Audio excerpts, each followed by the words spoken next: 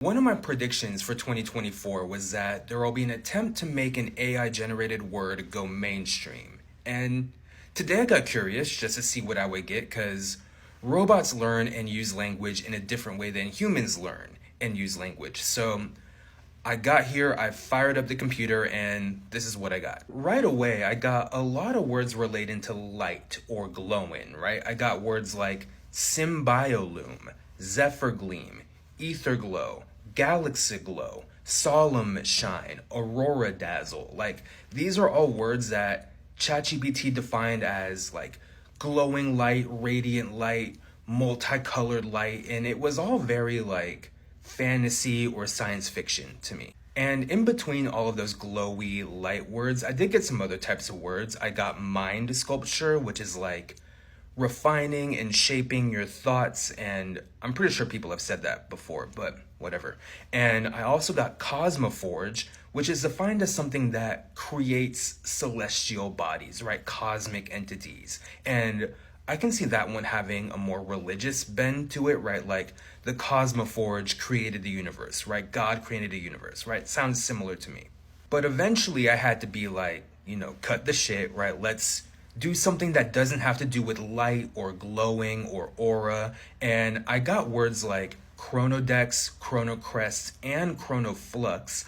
I got sequinth, I got fractilia, I got resonatia, I got verbalog, verdantide, which is like a period of lush greenery, right? Like the ecosystem flourishes, and whimsisphere, which is like an imaginary realm where, creativity and imagination and playfulness like reign supreme.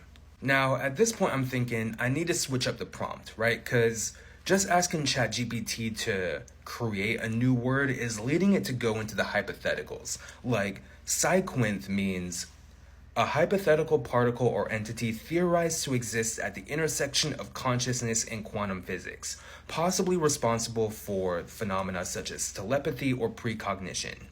And, science hasn't caught up to that yet, at least to my understanding. So I'm looking for something different. So I told ChatGPT to come up with a new word for swag. And what I got was vibe quill. Vibe as in like good vibes or bad vibes, and quill like a pen. And the goal here is you're writing or creating your own vibes or new vibes. And just for fun, I told it to make a new word for pants, and I got leg wraps, and I was like, try again, we can do better. And then it gave me troviers, and it didn't give me an explanation as to why it picked troviers. It was just like, hey, I made it up, what can you do? And that's fine, I guess. I did tell it to invent a word, but I can see it maybe trying to have a French origin, like that IER, like Gautier, Trovier. I can see, mimicking a French origin as maybe part of the process here. And at the end of this, I have a few takeaways. One is that ChatGPT heavily favors nouns. Like, before I got into pants and swag, I was just saying word. I did not specify part of speech. But ChatGPT only gave me nouns. No adjective, no verb, no adverb, no neopronoun, just nouns. And part of that makes sense, right? It's easier to make a new noun than it is to make a new preposition. But I don't know, I expected a little bit more variety, I guess. And another one is that ChatGPT will compound before it comes up with something completely new.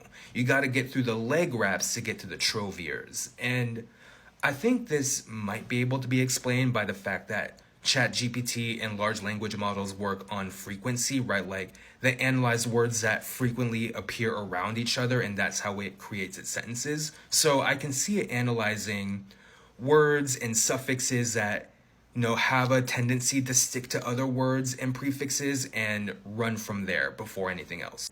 And my last one is that it plays favorites, right? In this particular session, I got words ending in tide 3 times, words starting with chrono 3 times, and words starting with verdant 2 times. And on top of that, a bunch of words about glowing and luminescence and light and all that. And I think it's more to explore here, like maybe we can mess around with something that's not so common in English, like an infix, and see how it handles that.